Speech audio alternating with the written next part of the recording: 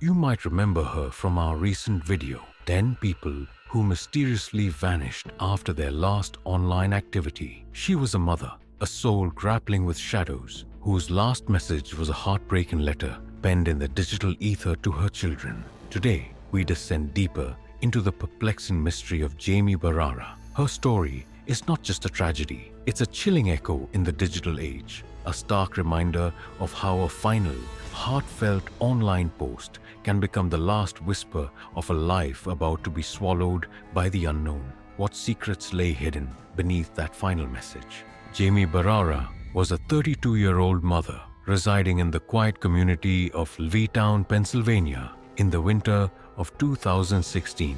To those who knew her in happier times, she was a vibrant woman, her life illuminated by the fierce love she held for her children. But the years leading up to her disappearance had been fraught with personal battles. For several years, Jamie had been locked in a difficult struggle with addiction and mental illness, a relentless journey that had cast long shadows over her life and her closest relationships. In a courageous step towards reclaiming her life, she had recently completed an arduous 6-month stay at a dedicated rehabilitation and mental health facility. Her release was anticipated as a hopeful turning of the page, a hard-won opportunity to reconstruct her life and mend the bonds with her loved ones. She had walked out of those doors, seemingly ready to embrace a new chapter, her intentions appearing genuine and her spirit perhaps fragile, yet determined. She had checked out, a step towards freedom, towards a future she so desperately craved.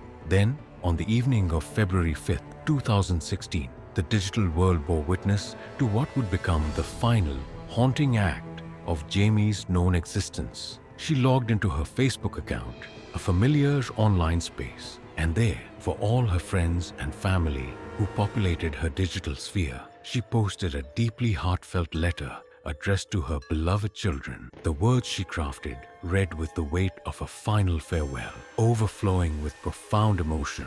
The post was a poignant and heartbreaking testament to the immense love she held for her kids, a love intertwined with a palpable sadness over the difficult struggles that had marked her recent years. To those who knew the intricacies of her battles, the post was far more than a simple status update. It resonated as a powerful, and in the tragic light of subsequent events, an incredibly worrying message. The language was deeply personal and tinged with a tone of finality that sent shivers down the spines of those who read it. Her family, who understood the depths of her struggles, grew deeply concerned when days passed without any further contact. The silence that followed her Facebook post was deafening to those who cared for her. Days turned into a worrying void, and eventually, the growing fear prompted her family and friends to reach out, their calls and messages unanswered. It was then that the authorities were contacted, the formal report of a missing person setting in motion the wheels of investigation. Detectives, tasked with piecing together the fragments of Jamie's last known movements, quickly uncovered a significant piece of information. Jamie had indeed rented a hotel room, not just for a night or two, but for an entire week, and she had paid for it up front. This detail painted a picture of intention, suggesting that she had planned to reside there for a period, perhaps as a safe and structured step in her transition back into her regular life. Yet, the reality was starkly different.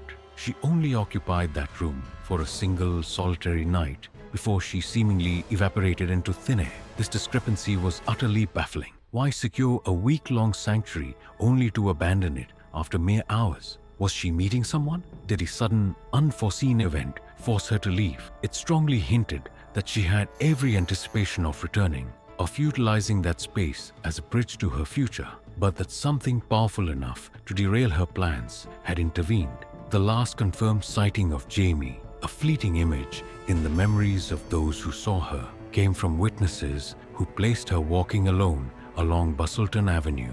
After that moment, the trail went cold and Jamie Barrara was gone.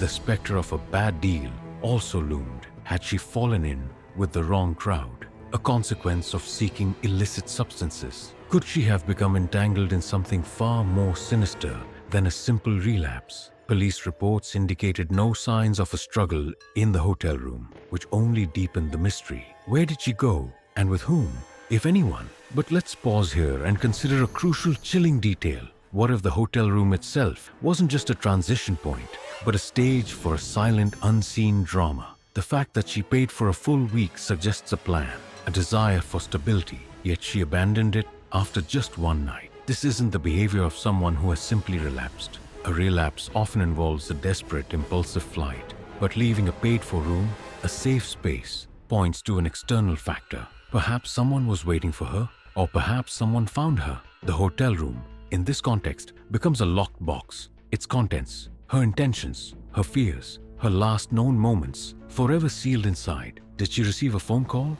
a text message, a knock on the door that changed everything? Was she lured out by a promise, a threat, a name from her past? The hotel staff had no memory of anything unusual, no arguments, no strange visitors. This silence is what makes the hotel a truly ominous detail. It's a place of constant movement and countless strangers, a perfect backdrop for a person to disappear without a ripple. The last confirmed sighting of Jamie on Bustleton Avenue is another thread that frays into nothingness. What was she doing there, walking alone? Bustleton Avenue is a seemingly innocuous street, but in the context of a missing person, every shadow, every parked car, every unseen doorway becomes a potential vault of secrets. Was she walking to a destination, or was she simply wandering, lost in thought? Who might have seen her and not realized the significance of that fleeting glimpse? The memory of a face, the color of a jacket, the direction she was heading, these seemingly small details are the only tangible clues we have, and yet they lead nowhere. The cold air, the quiet streets of Levittown, they swallowed her whole. And then there's the Facebook post itself. We've explored it as a potential farewell. But what if we read between the lines, looking for a more sinister message, a plea perhaps, hidden in plain sight? I will always be there, even if you can't see me. To her children, this is a mother's eternal promise. But to a detective, it could be read as a coded warning, a dark premonition of forced separation. Was Jamie trying to tell someone, anyone,